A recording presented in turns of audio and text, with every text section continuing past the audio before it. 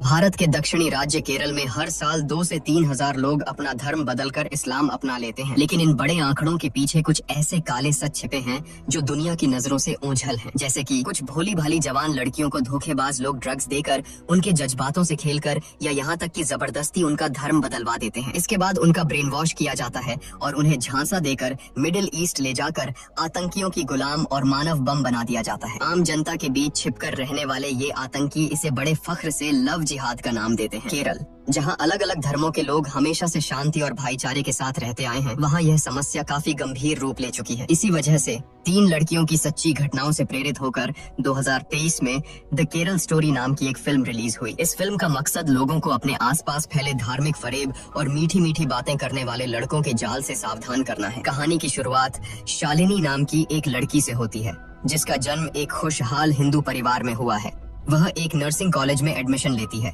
जहां उसकी मुलाकात अपनी 3 रूममेट्स से होती है। गुलाबी कपड़े पहने हुए लड़की का नाम है निमाह मैथ्यूज। भारत में मैथ्यूज जैसा सरनेम सुनकर ही पता चल जाता है कि वह एक ईसाई परिवार से है। उसके ठीक सामने जो बैठी है, उसका नाम गीतांजलि है। उसके परिवार का धर्म क्या है, ये फिलहाल एक सस्पेंस रखा गया है। तीसरी लड़की के पहनावे को देखकर ही समझदार दर्शक तुरंत समझ जाएंगे कि वह एक मुस्लिम लड़की है। उसका नाम आसिफा है। अब आपके दिमाग में एक सवाल आ रहा होगा, अरे शुरुआत में तो कहा गया था कि ये 3 लड़कियों की कहानी है, फिर ये चौथी कहां से आ गई? जी हाँ, यही वो आखिरी लड़की आसिफा है, जिसने शुरुआत से ही बड़ी चालाकी से ये पूरा जाल बुना था। बाकी की 3 लड़कियां केरल के अलग अलग शहरों से आई थी। आसिफा, जो कि वहीं की लोकल लड़की थी, उसने बाकी लड़कियों को बड़े प्यार से न्योता दिया। मेरा घर यहाँ से बहुत पास में, हम कभी भी जा सकते हैं। लेकिन उन्हें इस बात का जरा भी अंदाजा नहीं था कि कॉलेज के पहले ही दिन इन तीनों शिकारों की छुपकर तस्वीरें ली गई थीं। इनका पूरा डेटा तैयार करके उनके हेडक्वार्टर भेजा जा चुका था, जहां से इस खौफनाक प्लान को हरी झंडी मिल गई थी। इसके बाद आसिफा ने हॉस्टल में लड़कियों से कहा,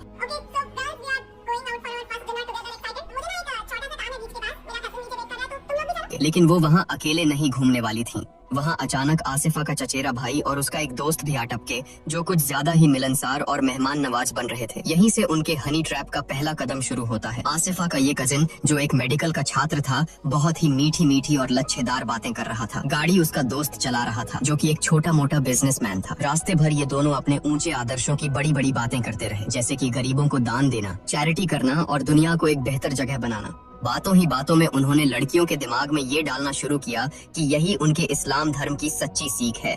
समंदर किनारे घूमने के बाद वो दोनों लड़के वहाँ से चले गए और लड़कियों ने डिनर करना शुरू किया। खाने से पहले मुस्लिम आसिफा और ईसाई निमाह ने प्रार्थना की। हिंदू परिवार से आने वाली शालिनी की ऐसी कोई आदत नहीं थी कि वो खाने से पहले भगवान का शुक्रिया अदा करे। जब सबने गीतांजलि से पूछा तो उसने बताया कि उसके पिता कहते हैं, अगर शुक्रिया अदा करना ही है तो उन किसानों का करो जिन्होंने ये अन्न उगाया है। तब जाकर सबको पता चला कि गीतांजलि का परिवार कम्युनिस्ट विचारधारा को मानता है। असल में गीतांजलि के पिता एक पुराने कम्युनिस्ट नेता थे और केरल जैसे राज्य में कम्युनिस्ट पार्टी का बहुत प्रभाव है, इसलिए वहाँ ऐसा होना बहुत आम बात है। इस पर आसिफा ने तुरंत टोका और कहा, Eating without prayer is a sin. खाना बहुत स्वादिष्ट था, इसलिए तीनों लड़कियों का पूरा ध्यान खाने पर ही रहा और उन्होंने इस बहस को आगे नहीं बढ़ाया। लेकिन घर लौटते वक्त आसिफा ने फिर से इसी बात को छेड़ा। और ये जो खाना हम खाते हैं ना, वो अल्लाह और उनके पैगंबर का रहम है हमारे ऊपर। अगर हम अल्लाह को थैंक्स नहीं बोलते तो उनका गुस्सा हमें हेल फायर तक ले जाता है। कम्युनिस्ट परिवार से ताल्लुक रखने वाली गीतांजलि का वैसे तो अपना कोई खास धर्म नहीं था, लेकिन उस पर अपने पिता के विचारों का गहरा असर था। उसने आसिफा की डराने वाली बातों का कड़ा पलटवार किया।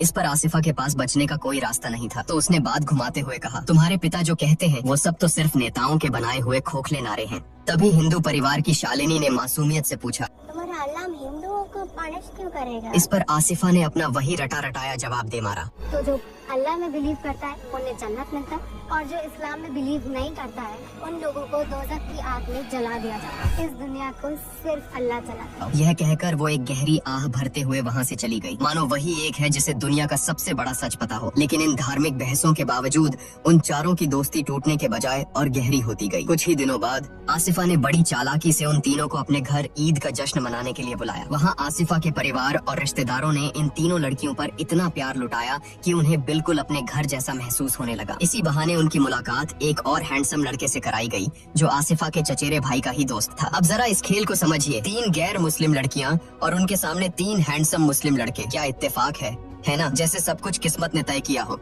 लेकिन असल में ये एक सोची समझी साजिश थी। बहुत जल्द ही शालिनी आसिफा के कजिन के प्यार में पड़ गई। उधर गीतांजलि भी दूसरे लड़के के साथ डेट पर जाने लगी। सिर्फ ईसाई लड़की निमाह ही थी जो उनके इस जाल से बची रही और उसने लड़कों में कोई दिलचस्पी नहीं दिखाई। इसके बाद इस खौफनाक साजिश का अगला पड़ाव शुरू होता है।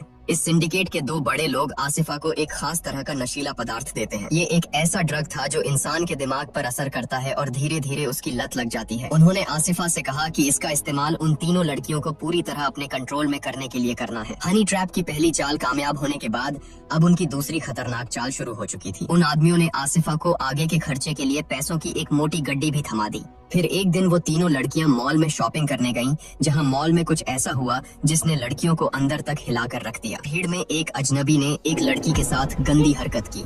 यह घटियापन बर्दाश्त के बाहर था। लड़कियों ने उस आदमी को रोका और उससे माफी मांगने को कहा, लेकिन उन्हें क्या पता था कि उस आदमी के साथी वहीं आसपास छिपे थे। वो तुरंत वहां इकट्ठा हो गए और उल्टा लड़कियों पर ही हावी होने लगे। जब लड़कियों ने देखा कि वो बातों से नहीं जीत पाएंगी और पुलिस को बुलाने की धमकी दी, तो उन गुंडों ने लड़कियों पर हाथ उठाना शुरू कर दिया। ये साफ था कि वो पूरी तैयारी के साथ आए थे। हर एक गुंडे ने एक लड़की को निशाना बनाया और हाथापाई करते हुए उनके कपड़े तक फाड़ दिए। सरेआम इतनी बड़ी बेइज्जती और शर्मिंदगी झेलने के बाद लड़कियां रोती बिलखती हॉस्टल वापस लौटी। तभी आसिफा ने अपना जहर उगलना शुरू किया। इतनी सारी लड़कियां थे मार्केट में, खाली तुम तीनों थी जिन्होंने हिजाब नहीं पहना था, राइट? हिजाब पहनी एक भी लड़की के साथ नहीं कभी रेप होता है। Because Allah always protects us. इस बार निमाह से चुप नहीं रहा गया। उसने कड़ा ऐतराज जताते हुए कहा, तुम्हारी हिम्मत कैसे हुई हमारे जीसस को झूठा कहने की? इस पर आसिफा ने पलटवार करते हुए कहा, गॉड का बेटा सूली पर लटकाया जा रहा है और गॉड आकर अपने बेटे को नहीं बचा पा रहा। वो तुम लोग का गॉड इतना हेल्पलेस है, खुद ही दूसरों से मदद मांगता रहता है। वो तुम लोग को कैसे बचाएगा? उन बेचारी तीनों लड़कियों को सपने में भी अंदाजा नहीं था कि मॉल में जिन गुंडों ने उनके साथ बदतमीजी की थी, उन्हें किसी और ने नहीं बल्कि उनकी इसी मासूम रूममेट आसिफा ने भेजा था। इसके बाद आसिफा ने एक और चाल चली। उसने लड़कियों को सांत्वना देने और गुंडों के खिलाफ गुस्सा दिखाने के बहाने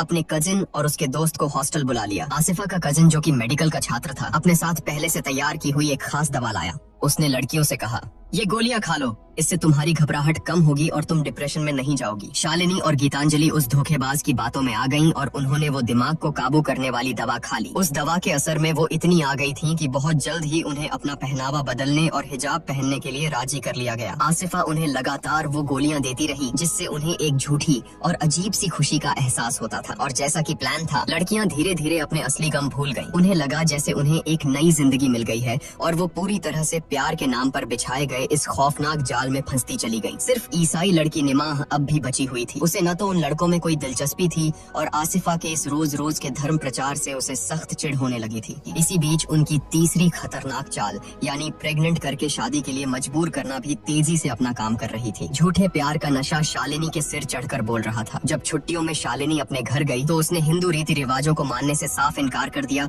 और अपनी ही परंपराओं का कड़ा विरोध करने लगी। गीतांजलि का हाल भी कुछ ऐसा ही था। छुट्टियां खत्म होने के बाद जब वो हॉस्टल लौटी तो उसने शालिनी के सामने अपने ही पिता की खूब बुराई की। गीतांजलि को इस बात का रत्ती भर भी अंदाजा नहीं था कि बहुत जल्द उसे अपने इन्हीं शब्दों पर इतना पछतावा होने वाला है कि वो उसे बर्दाश्त भी नहीं कर पाएगी। अब तक शालिनी और गीतांजलि उनके 3 खतरनाक जालों में पूरी तरह फंस चुकी थी। अब बारी थी चौथी चाल की, यानी उन्हें एक कट्टरपंथी मौलवी के पास ब्रेन वॉश की शिक्षा के लिए ले जाना। उन्हें सच्चा ज्ञान देने का लालच देकर वहां ले जाया गया, जहां उनकी मुलाकात एक ऐसी लड़की से होती है जो कभी हिंदू हुआ करती थी, लेकिन अब पिछले 1 महीने से कुरान पढ़ना सीख रही थी। उसके साथ उसी बैच में कुल 48 और लड़कियां भी आई थीं, जिनमें से कुछ हिंदू थीं तो कुछ ईसाई। इत्तेफाक से उन सभी ने किसी न किसी हैंडसम मुस्लिम लड़के से प्यार किया था और उसी प्यार की खातिर अपना घर बार और माता पिता को छोड़कर इस्लाम कबूल कर लिया था। शालिनी और गीतांजलि को इस बात का जरा भी एहसास नहीं हुआ कि इतने सारे इत्तेफाकों के पीछे कितनी खौफनाक साजिश रची जा रही है। उल्टा उन्हें तो उन लड़कियों के लिए बुरा लग रहा था कि कैसे धर्म और समाज उनके सच्चे प्यार के बीच दीवार बन रहे हैं। तभी अचानक शालिनी की तबीयत बिगड़ने लगी। जब वो अस्पताल जांच के लिए गई तो पता चला कि वो प्रेग्नेंट है। जब उसने ये बात आसिफा के कजिन को बताई तो उसका जवाब सुनकर शालिनी के पैरों तले जमीन खिसक गई। उसने साफ मुकरते हुए कहा, मैं नहीं मान सकता। Okay, I'm not that irresponsible. Ravish, तुम ये क्या बात कर रहे हो? शालिनी का शादी से पहले प्रेग्नेंट होना उसके हिंदू परिवार के लिए बहुत बड़ी बदनामी और कलंक की बात थी। तभी आसिफा, जो एक हमदर्द बड़ी बहन का नाटक कर रही थी, उसने बीच बचाव करते हुए एक समाधान निकाला। उसने अपने कजिन से कहा कि वो शालिनी से शादी कर ले और यहीं आकर उनका असली मकसद बेनकाब हो गया। कजिन ने बड़ा नाटक करते हुए कहा, शालिनी को इस्लाम कबूल करना होगा। तुम हमारे लिए तुम इतना नहीं कर सकती शालिनी। प्यार में अंधी हो चुकी शालिनी आखिरकार राजी हो गई और इस तरह उसका पूरी तरह से ब्रेन वॉश करके उसे एक मुस्लिम बना दिया गया। उधर कजिन के दोस्त ने लाख कोशिशें की लेकिन वो गीतांजलि को प्रेग्नेंट करने में कामयाब नहीं हो पाया। उनकी तीसरी चाल यहाँ फेल हो गई थी, इसलिए वो अब सिर्फ अपनी मीठी मीठी बातों से उसे अपने जाल में फंसाए रखने की कोशिश कर रहा था। गीतांजलि के पिता अचानक गंभीर रूप से बीमार पड़ गए और उन्हें अस्पताल में भर्ती कराना पड़ा। गीतांजलि छुट्टी लेकर उन्हें देखने घर गई लेकिन उसके चेहरे पर कोई दुख या भावना नहीं थी। उसकी इस पत्थर जैसी बेरुखी को देखकर उसकी माँ पूरी तरह टूट गई। हद तो तब हो गई जब गीतांजलि ने अपने पिता के अस्पताल के बिस्तर के पास खड़े होकर उनसे कहा कि उन्हें ये सजा अल्लाह की नाफरमानी करने की वजह से मिली है। गीतांजलि ने अपने गंभीर रूप से बीमार पिता पर थूक कर नास्तिकों के प्रति अपनी नफरत जाहिर की और वहाँ से चली गई। लेकिन उसका बॉयफ्रेंड लगातार उस पर दबाव डाल रहा था क्योंकि वो उसे बेचकर मिडिल ईस्ट भेजना चाहता था। शायद गीतांजलि के अंदर बचपन से ही एक विद्रोही स्वभाव था। प्यार के नाम पर रचे गए इस धोखे के भारी दबाव के बीच अचानक उसकी आंखें खुल गईं। उसने अपने बॉयफ्रेंड से साफ कह दिया,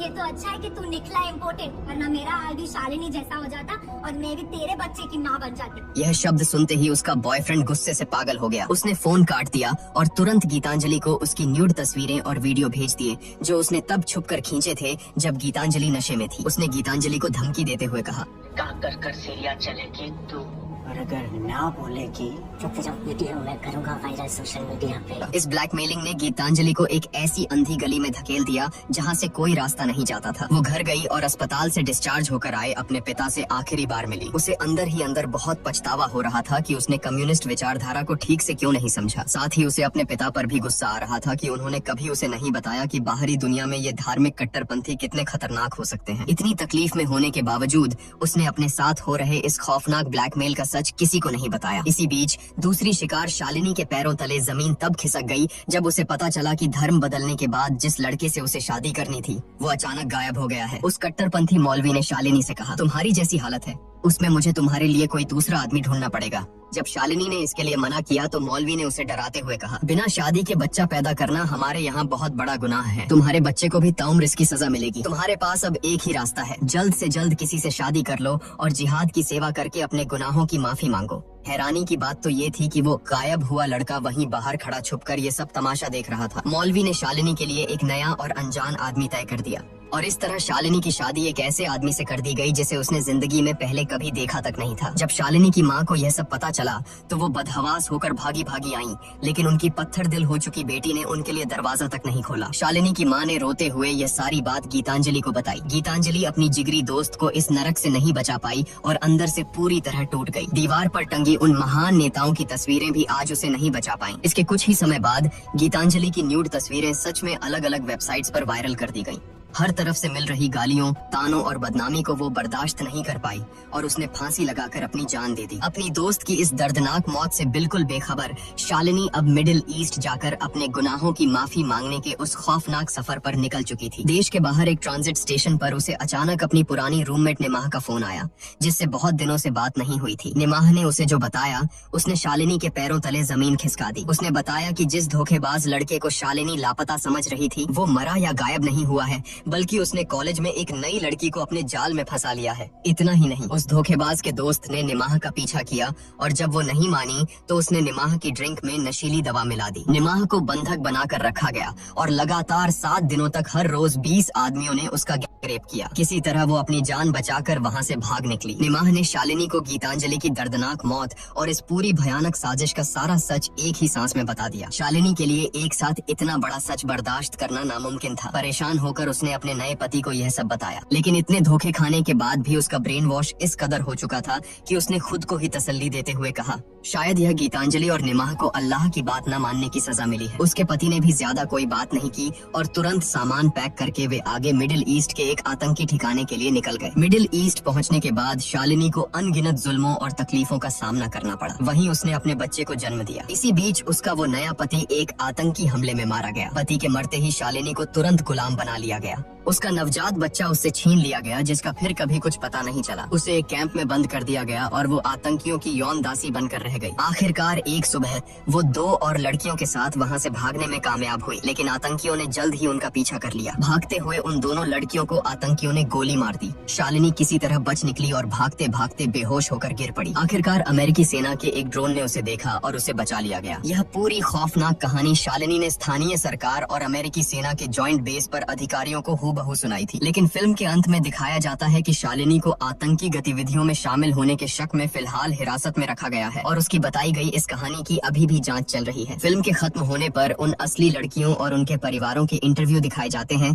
जिन पर यह कहानी आधारित है। वे अपने साथ हुए इस दर्दनाक हादसे के जरिए दुनिया को आगाह करते हैं कि अपने आसपास फैले इन आतंकी फरेबों से सावधान रहें और हर उस इंसान से सतर्क रहें जो प्यार और धर्म का चोला ओढ़कर आपके करीब आता है। लेकिन इस कहानी का सबसे दुखद पहलू यह है कि जिन लड़कों और उनके साथियों ने इन मासूम लड़कियों को फंसाया था, वे सबूतों की कमी के कारण साफ बच निकले। उन्हें कोई सजा नहीं मिली। उनमें से कुछ विदेश चले गए तो कुछ वहीं अपना बिजनेस करके एक खुशहाल जिंदगी जी रहे हैं। यही है केरल की वो रुला देने वाली सच्ची कहानी। दोस्तों, शालिनी और गीतांजलि की इस दर्दनाक कहानी ने हमें यह सोचने पर मजबूर कर दिया है कि हम असल में कितने सुरक्षित हैं। आपको क्या लगता है, अपनी बेटियों और बहनों को प्यार के नाम पर बिछाए गए ऐसे खौफनाक जाल से बचाने के लिए एक परिवार को सबसे पहले क्या कदम उठाना चाहिए? अपनी राय कमेंट्स में जरूर बताएं। मैं आपके जवाब का इंतजार करूंगा और इसी तरह की फिल्मों का एक्सप्लेनेशन देखते रहने के लिए हमारे चैनल झटपट बॉलीवुड को जरूर सब्सक्राइब करें।